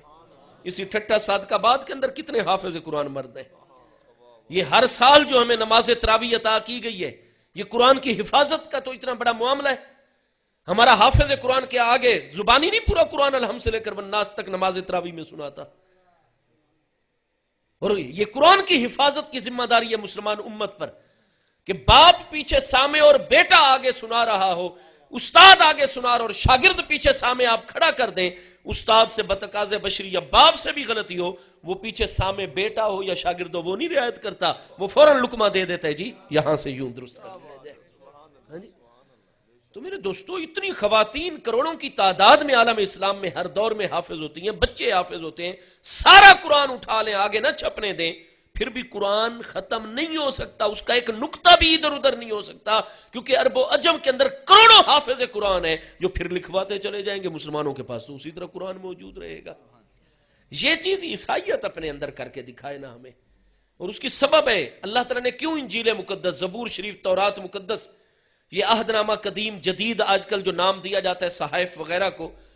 تو چونکہ ان کی حفاظت کا ذمہ اس لیے اللہ پاک نے اپنے کرم پر نہیں لیا تھا کیونکہ یہ وقتی دور کے تقاضوں، اس دور کے جو تقاضے تھے اس کے لیے مبارک تعلیمات تھیں فقہی. باقی جو اصول اور ضابطے تھے توحید کے، نبوت، رسالت، قیامت، حشر نشر کے، وہ تو ساری تعلیمات انبیاء کرام کی ایک جیسی ہیں، وہ آیت محفوظ. اس کے بعد چونکہ جتنے فقہی معاملات تھے وہ ہر دور کے تقاضوں کے مطابق تھے، ان تعلیمات کو ہمیشہ کے لیے چلنا ہی نہیں تھا، لہذا ان کی حفاظت کا ذمہ نہیں لیا گیا. آج ہم دیکھتے ہیں کہ انجیل مقدس کا ایک نسخہ دوسرے نسخے سے ٹکرا جاتا ہے. کیوں؟ وہ محفوظ نہیں رہے. تو میرے دوستو، وہاں تو چونکہ انسانوں کے کلام ان کتابوں میں داخل ہو گئے ہیں کہ جب کوئی غریب آدمی جرم کرتا تھا اس کو بالکل آیت مقدسہ پڑھ کے سولی پر لٹکا دیتے تھے. وہی جرم اگر کوئی امیر آدمی کرتا تو بنی اسرائیل کے مولوی لوگ کیا کرتے، ان کے احبار اور اہل علم کہ اپنی طرف سے آیت لکھ کر اس میں شامل کر دیتے اور امیر آدمی کو، مالدار کو، حکمران کو سزا سے بچا لیا کرتے تھے. جیسے ہمارے پاکستان میں ہو رہا ہے کہ ہر قانون ہے غریبوں کے لیے، تو امیروں کے لیے تو کوئی قانون نہیں. جنرل مشرف صاحب چلے نہیں گئے باہر، یہی کام کوئی اور کرتا تو دیکھتے ہیں ہم اس کو جانے دیتے، حکومت یا کوئی بھی ہمارا ادارہ، عدلیہ جانے دیتی اس کو. ہاں جی. تو غریبوں کے لیے اور قانون ہے، طاقتوروں کے لیے یہاں بھی اور قانون ہے، اور یہی معاشروں کی تباہی اور ہلاکت کا باعث ہوا کرتا ہے. تو وہاں وہ شامل کر دیتے تھے. لہذا چونکہ انجیل مقدس اور پہلے والی کتابوں میں بندوں کے کلام اس میں شامل ہیں، لہذا آج سائنس جس ترقی اور عروج کے اوپر ہے، کائنات کے جتنے اصول اور ضابطے آج نکھر کر ہمارے سامنے آ گئے، وہ بندوں کے کلام ساتھ نہیں دیتے اس چیز کا. لہذا آج عیسائیت تو مجبور تھی امریکہ کے اندر، برطانیہ کے اندر، یورپ کے اندر، جرمنی، فرانس، کینیڈا کے اندر، کہ وہ من گھڑت دینی تعلیمات جو دور حاضر کے تقاضوں کا ساتھ نہیں دیتے اس کو وہ الگ کر دیں اور اپنی سیاست اور انتظامی معاملات کو الگ کر دیں، کیونکہ ان کے پاس واضح اور کھلی روشن رہنمائی نہیں تھی. لیکن مسلمان قوم کے پاس تو قرآن اسی طریقے سے موجود ہے، منوان سیرت مصطفیٰ علیہ السلام موجود ہے. یہ آج ہمارا نوجوان جو دین پر پورا عبور نہیں رکھتا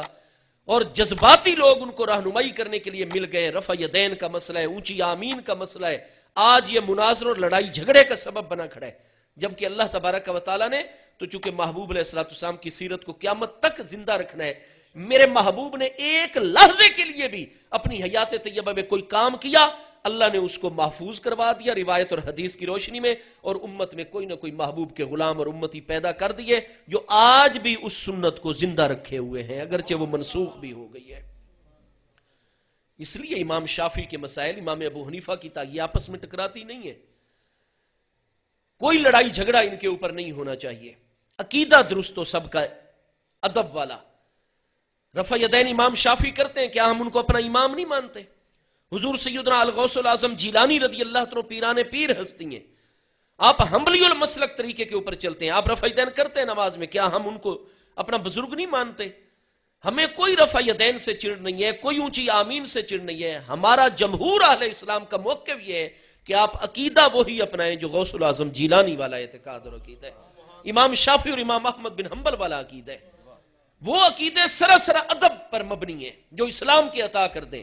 اللہ پاک کا ادب ہے، انبیاء کرام علیہ السلام کا ادب ہے، محبوب کی بارگاہ کا ادب ہے، آپ کی نسبتوں کا ادب ہے، اہل بیت اطہار کا ادب، صحابہ کرام کا ادب، اللہ تعالیٰ کے کامل محبوبین و مقربین کا ادب، آپ ادب والا عقیدہ اختیار کر لیں، آپ رفع یدین کریں، آپ کی نماز ہو جائے گی۔ ثواب کی کمی یا زیادتی کا مسئلہ پیدا ہوتا ہے جہاں تک اللہ کی بارگاہ کی حاضری ہے، نماز روزہ، وہ آپ جس روایت پر بھی عمل کر کے کریں گے اللہ کی بارگاہ میں قبول ہوتا جائے گا، کیونکہ محبوب کی تعلیم آفاقی اور ابدی ہے، لہٰذا اللہ تعالیٰ نے امت میں کوئی نہ کوئی گروہ علماء کا ایسا پیدا کر دیا جو منسوخ ہی صحیح لیکن اس چیز کو زندہ رکھے ہوئے عمل کر کے، کیوں اللہ چاہتا ہے میرے محبوب کا کوئی ایک عمل بھی دنیا سے مٹنا نہیں چاہیے، قیامت تک لوگ اسے نور اور روشنائی حاصل کرتے رہیں۔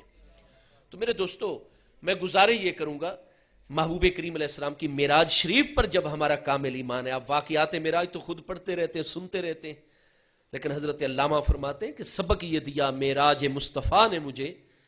کہ انسان کے تصرف میں ہے گردوں۔ انسان کامل علیہ السلام نے عالم علوی میں قدم رنجہ فرما کر شب معراج یہ بتا دیا ہے کہ میرے غلاموں اگر میرے راستے پر چلو گے تو تم بھی اسی طریقے سے عظمتیں اور بلندیاں پاؤ گے۔ میرے دوستو، محبوب کریم صلی اللہ تعالیٰ علیہ وآلہ وبارک وسلم کے ہم امتی اور غلام ہیں، لہٰذا سب سے پہلے تو ہمارا ذہن کلیئر اور صاف ہونا چاہیے۔ ہر دور کے تقاضوں کا ساتھ مصطفیٰ علیہ السلام کی پیاری تعلیمات عطا فرمائیں گی۔ آج حقوق نسواں کے حوالے سے بل آتا ہے یا فلاں معاملے میں سود کا مسئلہ ہے، ہم غیروں کی طرف دیکھتے ہیں کہ فلاں دنیا کے اندر چونکہ فلاں قانون اور ضابطہ چل رہا ہے لہذا ہم بھی اس کو اڈاپٹ کر لیں۔ نہیں میرے دوستو، خاص ہے ترکیب میں قوم رسول ہاشمی۔ ہمیں تو اللہ اس کے رسول اللہ علیہ وسلم نے بے نیاز اور بے پرواہ کر دی ہے لوگوں کی، اور وہ بھی یہود اور نصارہ۔ سورہ فاتحہ ہر رکعت میں پڑھنی واجب ہے یا نہیں ہے؟ یہ جو اللہ تعالیٰ نے سورہ فاتحہ کے حوالے سے خاص انعام فرمایا اور پیارے محبوب علیہ السلام کو خطاب کر کے ارشاد فرمایا، میرے پیارے محبوب، آخری بات میں عرض کر رہا ہوں، وَلَقَدْ آتَيْنَاكَ سَبْعًا مِّنَ الْمَثَانِي وَالْقُرْآنَ الْعَظِيمِ۔ اے پیارے محبوب علیہ السلام، وَلَقَدْ آتَيْنَاكَ سَبْعًا مِّنَ الْمَثَانِي، ہم نے قرآن عظیم بھی یقیناً آپ کو عطا فرمایا، اور بالخصوص قرآن مجید کے اندر 7 وہ آیتیں عطا فرمائی جو بار بار ہمیشہ پڑھی جانے والی ہیں۔ تو 7 من المثانی سے مراد سورہ فاتحہ شریف ہے، یہ بطور خاص ہمیں عطا کی گئی ہے۔ یہ واحد سورت ہے قرآن پاک کی 114 مبارک سورتوں میں سے جو 2 مرتبہ محبوب پر مکمل نازل فرمائی گئی، مکی دور میں بھی نازل فرمائی گئی، مدنی دور مقدس میں بھی نازل فرمائی گئی سورہ فاتحہ شریف۔ ہر رکعت کے شروع میں سورہ فاتحہ شریف پڑھی جاتی ہے، ٹھیک ہے جی۔ اس سورہ فاتحہ کے آخر میں ہم کیا پڑھتے ہیں؟ اہدنا الصراط المستقیم صراط الذین انعمت علیہم غیر المغضوب علیہم ولا الضالین، آمین۔ اللہ پاک ہمیں سیدھے راستے پر چلا۔ یا اللہ سیدھا راستہ کن لوگوں کا ہے؟ خود اللہ پاک نے آگے ارشاد فرما دیا، صراط الذین انعمت علیہم۔ یا اللہ پاک تیری ہی تعلیم ہے، سیدھا راستہ ان لوگوں کا راستہ ہے جن لوگوں پر تیرا انعام ہے۔ تو اپنے انعام یافتہ بندوں کے راستے پر ہمیشہ ہمیں چلا تاکہ ہم منزل تک، تیرے قرب تک اور ہر حوالے سے منزل تک پہنچ جائے۔ آگے فرمایا صرف یہی دعا نہیں کرنی مجھ سے کہ انعام یافتہ بندوں، صدیقین، صالحین، شہداء، انبیاء کرام علیہ السلام کے مبارک راستے کی اتباع یہ مانگو، لیکن فرمایا ان راستوں کا نور مکمل تمہیں تب ملے گا کہ جب حق کو قبول کرنا اور باطل سے مکمل نفرت اور بیزاری کا اظہار کرنا ہے، باطل اور حق کو آپس میں ملا کر نہیں رکھنا۔ فرمایا جہاں انعام یافتہ بندوں کے راستے پر چلنے کی مجھ سے دعا مانگو وہیں کہو غیر المغضوب علیہم، یا اللہ انعام یافتہ بندوں کے راستے پر تو چلانا، لیکن غیر المغضوب علیہم جن پر تیرا غضب نازل ہو چکا ہے ان غضب کیے ہوئے لوگوں کے راستے پر ہمیں نہ چلانا، ولا الضالین، اور یا اللہ جو گمراہ ہو چکے ہیں تیری نظر میں ان گمراہوں کے راستے پر بھی ہمیں نہ چلانا۔ ہے یا نہیں غیر المغضوب علیہم ولا الضالین؟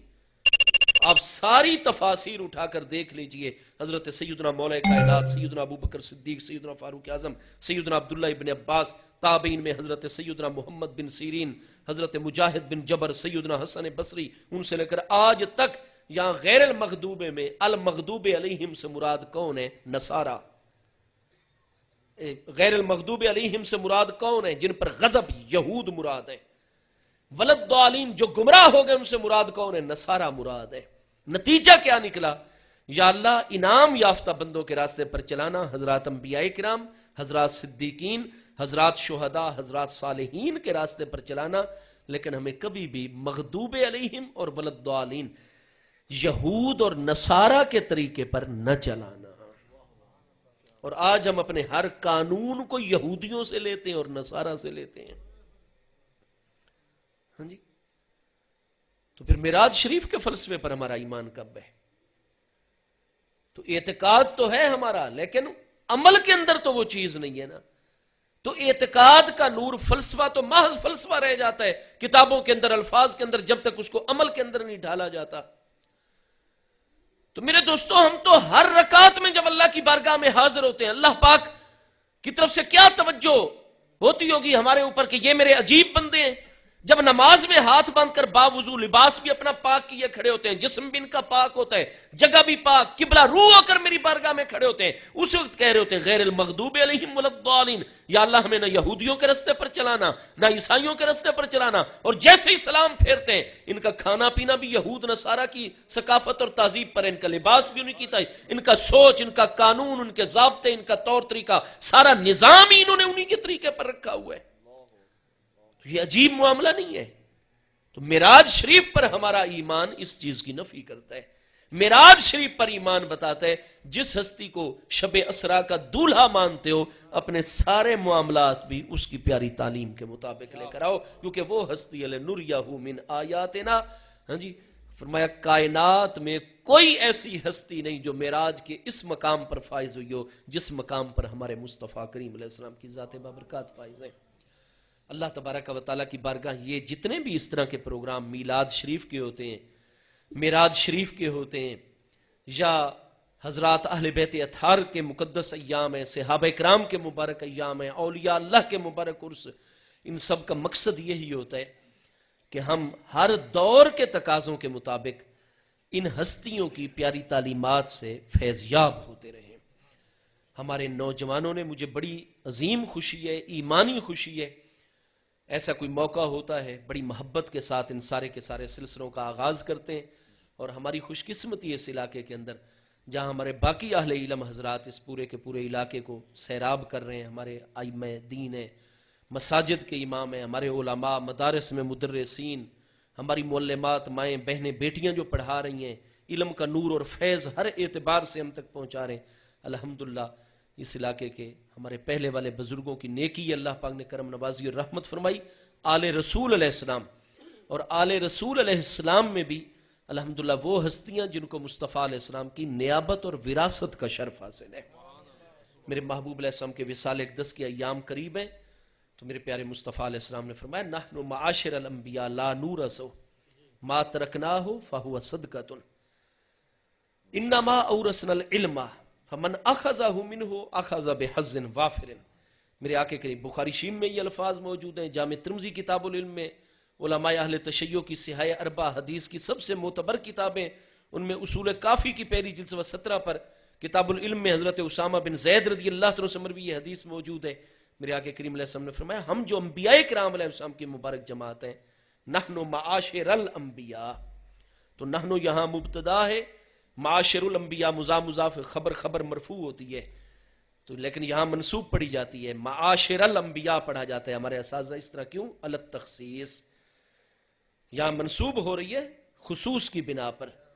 تو مطلب یہ نحن معاشر الانبیاء پڑھا جائے گا عربی میں کہ بالخصوص ہم جو انبیاء کرام علیہ السلام کی مبارک جماعت ہیں، لا نورثو، فرمایا ہم کوئی اپنے وصال اقدس کے وقت دنیاوی چیزیں بطور وراثت نہیں چھوڑتے ہیں۔ ما ترکناہ فہو صدقۃ، فرمایا ہماری دنیاوی زندگی اور حیات طیبہ میں جتنی چیزیں ہمارے زیر استعمال ہوتی ہیں، ہمارے وصال فرماتے وہ امت کے حق میں وقف ہو جاتی ہیں، صدقہ ہو جاتی ہیں، ہماری اولاد کو بھی ان میں سے نہیں ملتا۔ ہاں جی، یہ ہے مقام نبوت اور رسالت. وہ دنیا اکٹھی کرنے کے لیے نہیں آتے، وہ دنیا کو فیض یاب فرمانے کے لیے چلا. اور محبوب کی جلوہ گری کے ساتھ وہ سلسلہ مکمل ہو گیا. ہمارے محبوب خاتم النبیین ہیں، اب کوئی نیا نبی نہیں آ سکتا. اب تو جو بھی نبوت کا دعویٰ کرے قادیانی کی طرح، وہ دجال ہے. وہ دنیا اکٹھی کرنے کے لیے دعویٰ کرتا ہے. انبیاء کرام علیہ السلام دنیا ان کی محتاج ہوتی ہے، وہ دنیا کے محتاج نہیں ہوتے. تو ما ترکناہ فہو صدقۃ، ہم تو جو بوقت وصال فرمایا انبیاء کرام چھوڑتے ہیں وہ صدقہ ہو جاتا ہے، وقف ہو جاتا ہے. انما اورثنا العلم، ہم اپنے وصال اقدس کے وقت اپنا علم شریعت جو ہے وہ بطور وراثت چھوڑتے ہیں. فمن اخذ منہ اخذ بحظ وافر، جو جتنا اس میں سے حصہ لے جائے گا اتنا ہی ہماری وراثت میں سے حصہ لے جائے گا. الحمدللہ آل رسول اللہ السلام ہونے کے ساتھ ساتھ عالم دین الحمدللہ. اور پھر سارا وقت پڑھانے میں بچوں کو اللہ تبارک و تعالی استاذ العلماء مفتی اسلام حضرت علامہ قبلہ پیر سید فیض عباس قمر صاحب دامت برکاتہم العالیہ، آپ کا سایہ ذل ہمایون ہم سب کے سروں پر دراز رکھے. آل رسول اللہ صلی اللہ علیہ وسلم کے فیض و برکات ہم سب کے شامل حال رکھے. آپ حضرات نے جس عقیدت اور محبت کے ساتھ اس بابرکت محفل اقدس کا اہتمام کیا، اللہ پاک قبول و منظور فرمائے. ہم طالب علم لوگ ہوتے ہیں، یہ ہمارا دنیا داری ان لوگوں کے ساتھ کوئی معاملہ نہیں ہوتا. میں صرف یہ عرض کرنا چاہتا ہوں، ہمارا ذہن صاف اور کلیئر ہونا چاہیے. ہم مسلمان اور مومن ہیں، ہمیں کسی اور طرف دیکھنے کی بجائے اللہ اور اس کے رسول علیہ السلام کے دروازے اقدس کی طرف دیکھنا چاہیے. اللہ پاک ذکر محبوب قبول فرمائے، اس کے فیض و برکات ہم سب کو